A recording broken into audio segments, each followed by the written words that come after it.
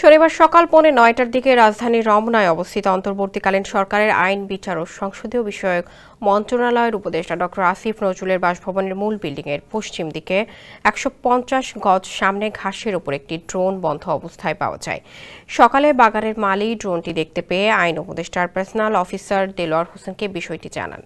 এরপর খবর পেয়ে ঢাকা মহানগর পুলিশের সিটি সাইবার ক্রাইম ইনভেস্টিগেশন ডিভিশনের ফরেনসিক টিম ঘটনাস্থলে পৌঁছে।